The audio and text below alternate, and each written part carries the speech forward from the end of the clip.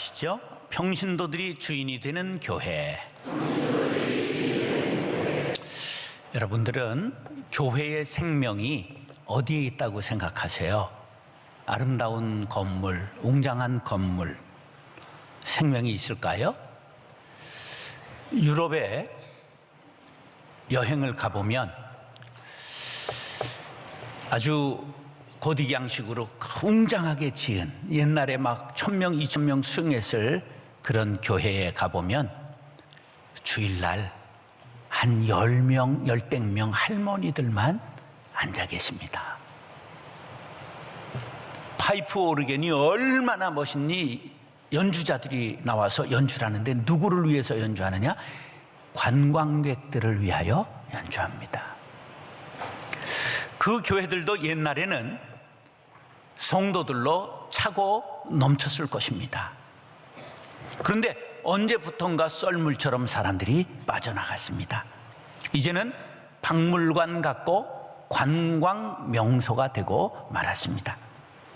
뭐가 떠났기 때문에? 생명이 떠났기 때문입니다. 교회는 여러분 외적 요소가 교회가 아니라 성도 한 분 한 분의 생명이 교회를 이룬다는 것을 기억하시기 바랍니다. 한국교회는 미국 선교사들에게 복음을 받았기 때문에 지금도 미국의 영향을 많이 받고 있습니다.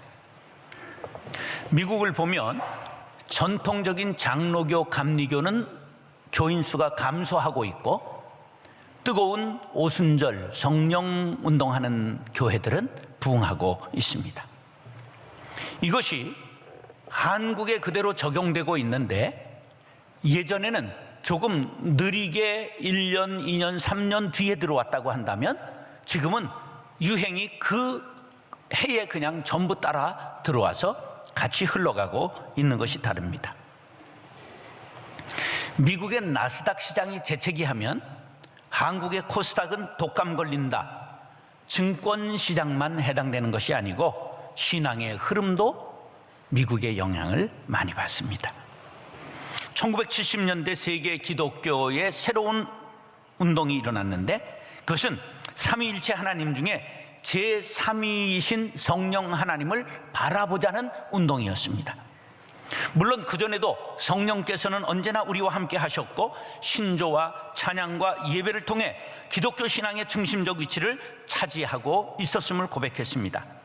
조직신학에서도 성령론 연구를 게을리지 하지 않았고 기독교 사상에서 성령이 얼마나 중요한 위치를 차지하고 있는지 학문적으로 강조했습니다.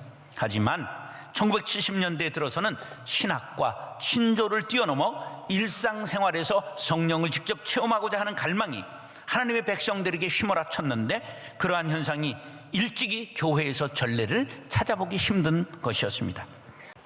이것이 한국에 영향을 미쳤는데 1906년에 미국에서 아주사 거리에서 일어난 부흥운동이 1907년 1년 후에 한국교회 대부흥운동으로 일어났습니다.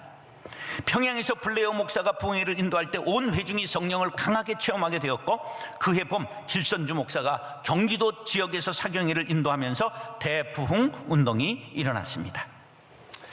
자, 우리나라에서 1970년대 성령운동이 일어날 때 여의도 집회에 참석해 본 사람들 한번 손 들어보세요. 여의도 집회 더러 있지요. 제가 그때 고등학생 때였는데요, 얼마나 대단했는지 몰라요. 제가 집회에 참석했다가 여의도 집회에 참석했다가 사람들이 구름대같이 한꺼번에 몰려 나오니까 버스를 탈 수가 없었어요. 근데 서울역까지만 걸어가면 되겠다고 서울역까지 왔는데 차 타면 멀미할 것 같고 그래가지고 거기서 내리 걸어가지고 장이동까지 걸어가니까 자정이 넘었어요. 그게 지금 걸으라고 그러면 고문한다고 그럴걸. 예, 그랬던 기억이 일어나는데 얼마나 사람들이 100만 명이 여의도에 모이고 열정적으로 신앙을 사모했는지 몰라요. 그때 우리 각 교회마다 방언한다고 교회에서 쫓겨난 사람이 있었던 거 아십니까? 제가 음성에 담임전도사를 갔더니 그 마을에 무당이 있어요. 무당을 전도하려고 자꾸만 찾아가면서 얘기를 했더니 놀랍게도 금왕교회 여집사였어요. 이 집사님이 방언을 한 것 같아요. 그러니까 방언이 뭔지를 모르는 사람들이 자꾸만 제지시켰어요. 이상한 소리 한다고. 그랬더니 이 사람이 교회를 못 나오게 됐는데 귀신이 임해가지고 그래가지고 무당이 된 거예요. 그래서 제가 열심히 전도해서 11번째 교회 나오게 되었고, 이게 무당 점괘가 안 나와서 무당을 접고 다른 데로 이사가고 말았어요. 이 기성교회에서 잘 받아들이질 못하니까 예수전도단 같은 선교단체의 성령의 역사가 강하게 일어나면서 그 성령의 역사를 강조했던 여의도 순복음교회 조영기 목사님을 통하여 교단이 이루어지게 된 것입니다. 우리는 장감성, 장로교, 감리교, 성결교가 3대 전통적 교단인데 성결교를 순복음이 앞질러 3위의 교단이 됐고 머지않아 2위가 될 전망이 보입니다. 교회 미래학자들은 한결같이 21세기 교회는 교단은 무의미하고 성령 운동을 하느냐 그렇지 않은 교회와의 차이가 있을 뿐이라고 말하고 있습니다. 교회의 전통도 중요하고 교단도 중요하고 건물도 중요합니다. 그러나 교회의 생명은 건물이 아니라 전통이 아니라 교단이 아니라 한 사람 한 사람의 성령 충만한 성도가 교회인 줄로 믿습니다. 사랑하는 형제 자매 여러분, 오늘 본문 말씀을 통하여 성령의 충만함을 받고 자신의 은사를 발견하고 온전히 하나님을 기쁘시게 하는 거룩한 산제물로 자신을 드림으로 교회를 아름답게 만들어가는 일꾼들이 될 수 있기를 예수님의 이름으로 축원합니다. 그래서 세상의 물결을 헤치고 나아가는 성도, 엘빈 토플러는 제3의 물결이라는 책에서 세계 역사는 강력한 3번의 물결이 흘러갔다, 그렇게 말하고 지금은 3번째 물결이 흘러가고 있는 중이라고 말했습니다. 첫 번째 물결은 농업화의 물결인데 이것은 인류 출현과 함께 5,000년 이상 지속된 아주 오랜 서서히 진행된 물결입니다. 두 번째로는 산업화 물결인데 18세기 후반 영국으로부터 시작되었습니다. 제3의 물결은 정보화 시대로 20세기 후반에 시작되었습니다. 그런데 이것은 정신없이 빠르게 흐르는 정보화 시대라고 말합니다. 편리함이 이루 말할 수 없습니다. 지금 여러분들 미국에 유학 간 자녀들하고 전화할 때 소리로만 합니까? 얼굴로도 봅니까? 얼굴 볼 수 있죠? 돈 냅니까? 안 냅니까? 공짜로 하지요? 예, 어떻게 이런 세상이 올 수가 있습니까? 자, 그런데 편리한 일만 있는 건 아니고 사람들이 가치 체계가 분열하고 가정이 파괴되고 교회가 그리고 국가가 혼혈과 혼돈 속에 분열하는 현상이 일어납니다. 사람들은 과학의 포로가 되고 물질의 노예가 되고 쾌락의 도구가 되는 현상이 곳곳에 벌어지고 있습니다. 이런 물결이 지금 세상에 정신없이 흘러가고 있는데 정신 차리지 않으면 그 물결에 흘러서 죽은 물고기와 같이 떠내려가고 만다는 것이죠. 이제 드디어 2012년 1월 20일 날 다보스 포럼에서 제4차 산업혁명이라는 말이 들렸습니다. 4차라는 건 3차, 2차, 1차가 있었다는 거 아니에요? 자, 산업화 일기가 뭐냐면 제임스 와트의 증기기관인데 1700년대에 시작됐어요. 생산량이 증가되고 이동수단이 발달하게 되었습니다. 2차 산업혁명은 1800년대에 일어났는데 에디슨의 전기로 대변되죠. 그래서 대량 생산 콘베이어 벨트 이런 게 상징하는 것입니다. 3차 산업혁명은 1900년대에 일어났는데 컴퓨터, 디지털, 인터넷 시대라고 말하고 이것을 정보화 혁명이라고 부르죠. 그러다니 갑자기 2016년 다보스 포럼에서 이제 4차 산업혁명을 말했는데 정보통신 기술의 융합으로 빅데이터, 그 다음에 인공지능, 로봇공학, 사물, 인터넷, 무인 운송수단, 3차원 인쇄, 저 3차원 인쇄가 아니라 3D 인쇄라고 말하는데 이미 프린트로 30평 집을 54시간 만에 지었습니다. 프린터로 집을 얼마나 한 걸 지었다고요? 30평 집을 지었어요. 스웨덴에서. 예, 앞으로 집 같은 거, 이 아파트 가는 걸 그냥 쫙 이제 프린터가 전부 저거 짓습니다. 이런 시대가 지금 온 거죠. 띵하죠, 서로. 그런데 성경은 뭐라고 말씀하시느냐? 너희는 이 세대를 본받지 말아라. 무엇을 본받지 말라는 것인가? 1절, 2절입니다. 시작.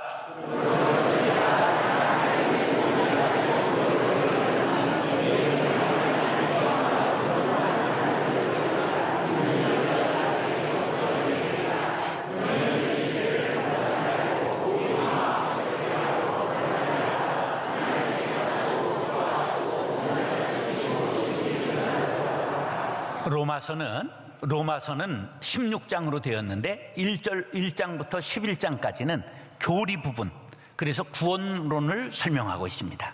12장부터 16장까지는 실천편으로 구원받은 성도들의 생활에 대해서 가르치고 있습니다. 그런데 여기에서 성도들의 자세 중에 가장 중요한 게 뭐냐? 시작하면서부터 바로 뭐라고 말씀하냐면, 성도들아, 너희의 몸을 하나님이 기뻐하시는 거룩한 산 제물로 드리라고 말씀합니다. 여기에서 너희 몸, 이 몸은 몸뚱아리만 말하는 것이 아니라 마음과 의지까지도 포함하는 것입니다. 세상 물결이 아무리 거셀지라도 뒤로 물러가지 마시기 바랍니다. 물러가면 멸망에 빠집니다. 과학 만능, 물질 만능의 세상 풍조를 이기고 물결을 헤치고 주님께 나아가 교회를 새롭게 하고 하나님의 기쁨이 되는 성도님들 될 수 있기를 예수님의 이름으로 축원합니다. 따라서 믿음의 분량대로 일하는 성도. 사도행전은 초대교회의 역사를 담고 있어요. 폭발적으로 교회가 성장하기 시작했어요. 하루에 3,000명, 5,000명이 세례를 받았잖아요. 그런데 사도들이 전부 운영을 하다 보니까 구제에 빠지는 사람들로 인하여 이제 교회에 문제가 생기기 시작했단 말이에요. 이 일을 타개하기 위하여 성령과 지혜가 충만한 7사람을 세워서 처음 초대교회 집사를 삼은 거죠. 일의 분장이 이루어졌다, 그런 말이에요. 그러면서 사도들은 기도하는 것과 말씀 전하는 일에 전무하니라, 이래가지고 그때 전무라는 제도가 세상에 처음 도입된 거예요. 그러니까 역할 분담이 자연스럽게 이루어진 거예요. 그런데 그러다가 기독교가 313년 밀라노 칙령에 의해서 점점해서 395년은 기독교 국가가 됐어요, 로마가. 그렇게 되니까 어떻게 됐냐면 또 성직자 중심주의로 돌아가서 모든 것은 성직자가 운영하는 제도가 됐다, 그런 말이에요. 그러다가 루터가 16세기에 1517년 종교개혁을 하면서 아니다, 모든 사람들이 제사장이다. 그게 만인 제사장설입니다. 성직자만이 사람을 대신하여 하나님 앞에 기도할 수 있는 것이 아니라 각 사람이 하나님 앞에 직접 죄를 고백하고 용서받을 수 있다, 또 가르칠 수 있다, 이렇게 주장한 것이 만인 제사장설입니다. 이것에 의하여 종교개혁이 이루어진 거예요. 그렇게 해서 500년 흘러갔죠. 그런데 1972년 미국의 교회 지도자 레이 스테드만이라는 목사가 교회의 생명이라는 책을 출간했어요. 이게 베스트셀러가 됐는데, 자기 교회가 페니슐라 성경교회인데 영적 은사와 만인 사역, 만인 제사장 사역을 통하여 교회가 아름답게 성장했다, 이것을 책에서 기록하며 베스트셀러가 되었습니다. 여기서 교회를 바디라고 말했어요. 처치라고 말하지 않고 교회를 뭐라고 그랬다고요? 바디, 몸이라고 그랬어요. 성경도 몸을 교회라고 말합니다. 3절로 5절 시작.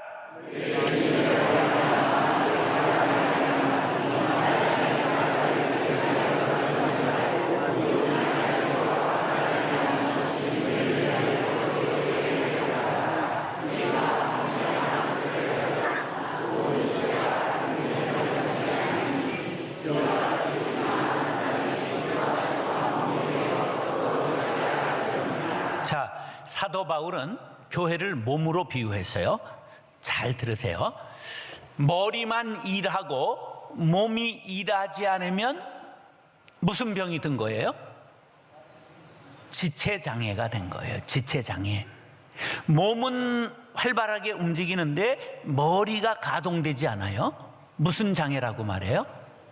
정신지체라고 말하는 거예요. 이 장애가 발생한 거예요.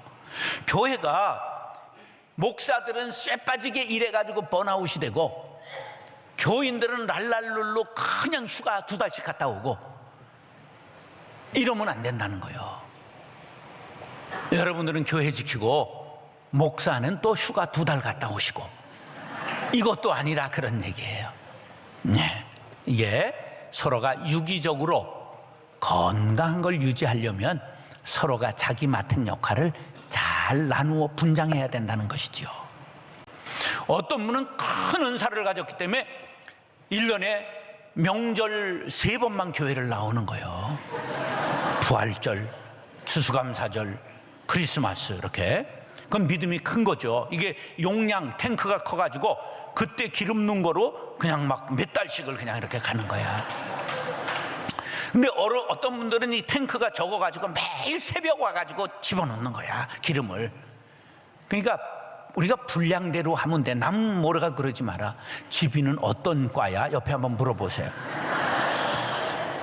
중요한 건 뭐냐 하면 조화를 이루고 서로가 연합하는 것입니다. 여기 믿음의 분량이라고 할 때 이건 구원에 이르는 믿음을 말하는 것이 아니라 영적인 능력, 은사를 뜻하는 것입니다. 은사는 내가 가지고 싶다고 가질 수 있는 것 아니고 하나님께서 적절하게 나눠주셨어요. 그러니까 분량이사능의 생각이라는 건 교만하는 걸 말하는 거예요. 교만을 경계하고 겸손함으로 받은 분량대로 잘 섬겨라. 우리 교회는 철저하게 목회자 중심적인 교회를 벗어나서 성도들과 함께 일하는 평신도 사역을 지향하는 교회입니다. 믿음의 분량대로 사역자를 세워나가는 일에 힘쓰고 있습니다. 나는 과연 어떤 은사를 받았으며 몇 달란트를 받았는가, 자신의 받은 은사와 분량을 헤아려 최선을 다해 충성할 수 있기를 간절히 바랍니다. 에베소서 4장 7절 12절 시작.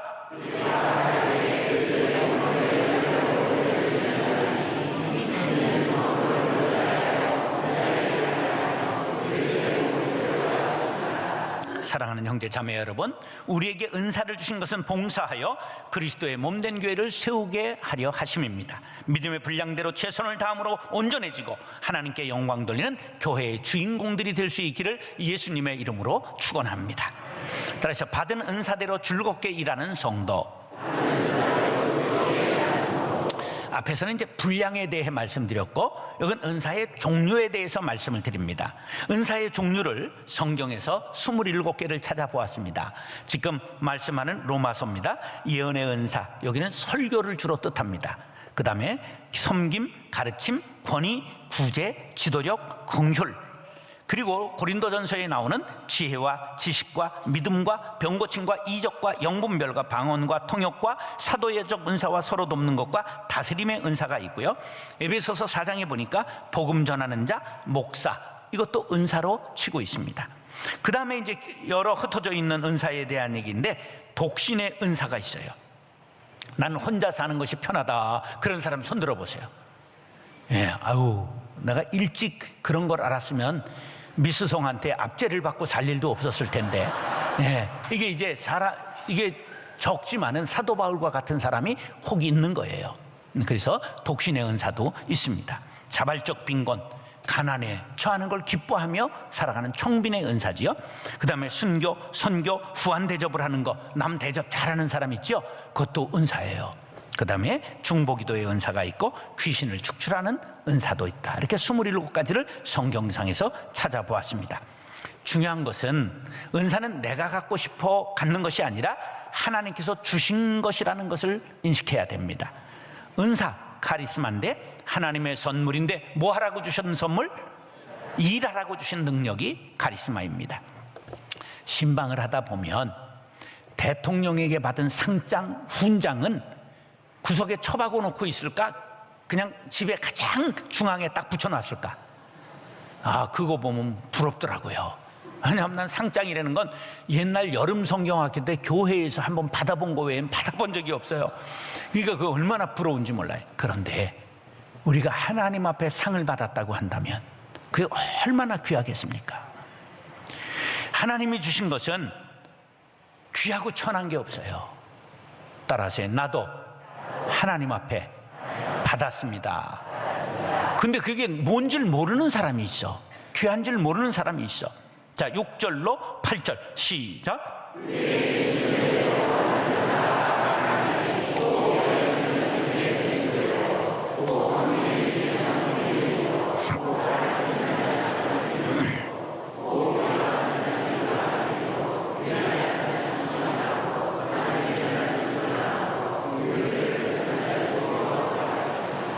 자, 중요한 건 뭐냐 하면 따라하시죠. 받은 은사가 각각 다릅니다. 예. 난 도무지 뭐를 내가 받은 건지 모르겠어요. 그러는데 목회하는 입장에서 제일 좋은 은사는 뭐냐면 설교 잘 들어주는 은사입니다.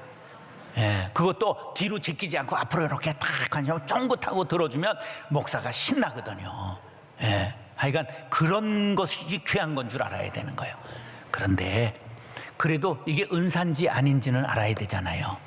그래서 은사 정의는 이렇습니다. 한번 따라하세요. 좋아하고 잘하고 옳은 것이다.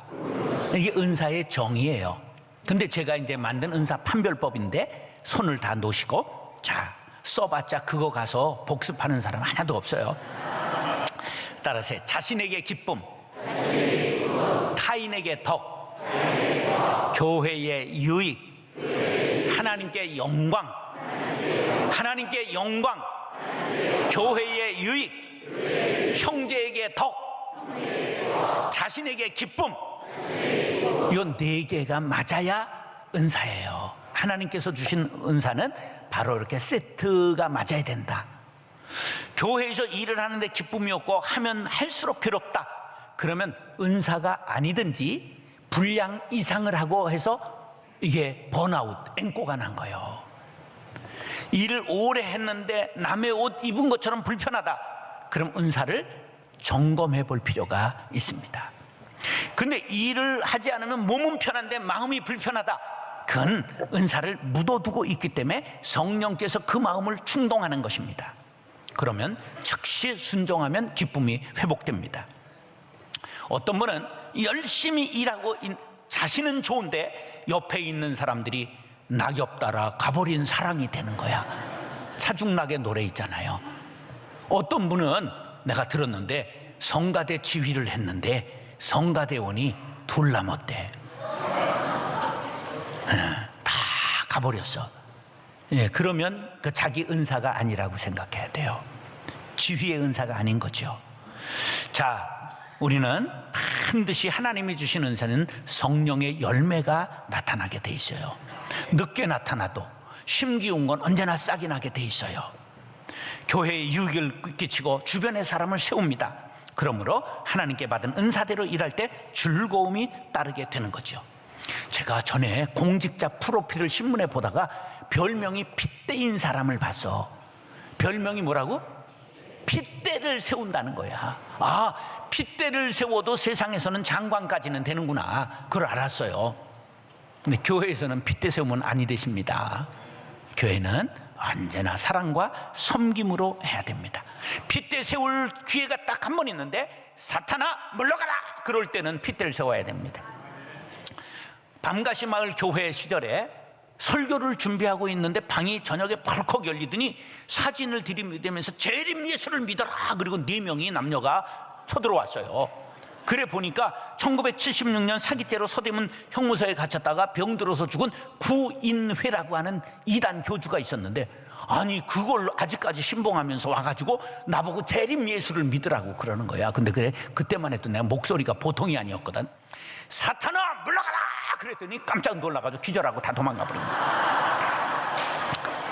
그럴 때 외에는 핏대를 세우지 마시고 즐겁고 기쁘게 일을 해야 됩니다. 할렐루야. 디모데후서 2장 4절 시작.